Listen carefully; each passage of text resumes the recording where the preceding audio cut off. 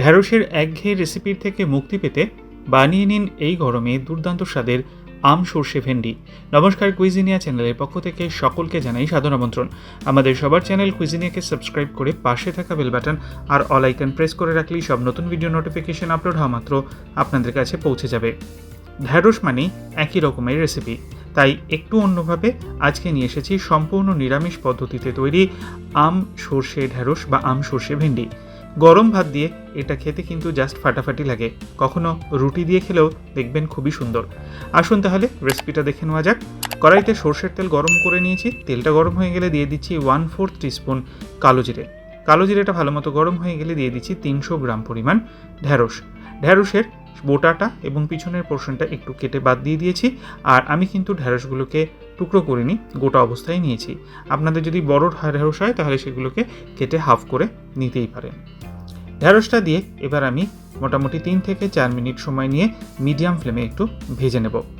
এর মধ্যে আপনাদেরকে মনে করিয়ে দিই, আমার যে ফেসবুকের কুইজিনিয়ার পেজটা আছে সেটা চাইলে আপনারা ফলো করে নিতে পারেন, কারণ 2-3 বছরের যে পুরনো ভিডিওগুলো এই চ্যানেলের নতুন যারা আছেন তারা মিস করে গেছেন। সেই ভিডিওগুলো নতুন করে আমরা ফেসবুক পেজ কুইজিনিয়াতে কিন্তু আপলোড করছি। পরিমাণ মতো নুন এখানে দিয়ে দেওয়া হলো, তার সাথে 1/4 টিস্পুন হলুদ গুঁড়ো আর সবশেষে 1/4 টিস্পুন লাল লঙ্কার গুঁড়ো। ঝালটা আপনারা আপনাদের পছন্দ অনুযায়ী দেবেন। দিয়ে আরও একবার নাড়াচাড়া করে নিচ্ছি। আর ওই কুইজিনিয়ার ফেসবুক পেজকে ফলো করতে গেলে আজকের ভিডিও ডেসক্রিপশন বক্সে লিঙ্কটা কিন্তু চেক করে নেবেন। একটা পেস্ট বানাবো, তার জন্য 2 টিস্পুন সাদা সর্ষে নিয়ে নেওয়া হলো। সাদা সর্ষেটা প্রথমে আমরা এখানে শুকনো অবস্থায় গুঁড়ো করে নিচ্ছি।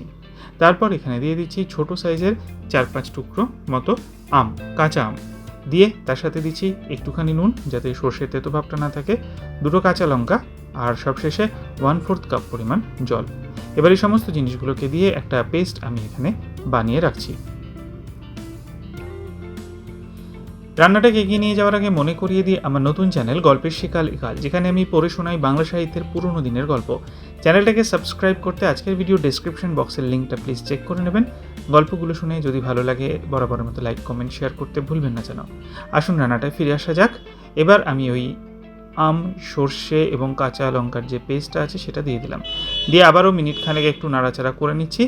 আর তারপর এতে আমি দিয়ে দিচ্ছি 1/2 টিস্পুন পরিমাণ চিনি। যেহেতু কাঁচা আম যদিও অল্প পরিমাণ ব্যবহৃত হয়েছে, চিনিটা অতি অবশ্যই দেবেন স্বাদটাকে ব্যালেন্স করার জন্য। দিয়ে নেড়ে চেড়ে আবার এখানে আমি দিয়ে দিচ্ছি 200 মিলিলিটার পরিমাণ জল। জলটাকে দিয়ে এবার আমরা এটাকে কুক করব 5 থেকে 6 মিনিট সময় নিয়ে। এটা কিন্তু একদমই গামাখা হবে, গ্রেভি কিন্তু এটাতে থাকবে না। আমার কিচেন অ্যাপ্লায়েন্সেসগুলো স্পেশালি আমার মিক্সি জারটা পারচেস করতে চাইলে ডেসক্রিপশন বক্সে লিঙ্ক থেকে আপনারা কিন্তু ডাইরেক্ট পারচেস করতে পারেন। এটা কিন্তু এখন অনেকটাই হয়ে এসছে। আমি আরও একবার নেড়ে চেড়ে দেখে নিচ্ছি, এটা প্রায় রেডি হয়ে গেছে। এই অবস্থায় আমি দিয়ে দিচ্ছি 1 টিস্পুন পরিমাণ কাঁচা সর্ষের তেল। এটা অতি অবশ্যই দেবেন, এতে কিন্তু আম সর্ষের সাথে খুব ভালো যায়। ভালো করে নেড়ে চেড়ে মিশিয়ে গ্যাসের ফ্লেমটা অফ করে দিলেই রেডি হয়ে গেল দারুণ স্বাদের আম সর্ষে ভেন্ডি বা আম সর্ষে ঢ্যাঁড়স। অতি অবশ্যই বাড়িতে এই গরমকালে একবার ট্রাই করুন আমের সিজন থাকতে থাকতেই।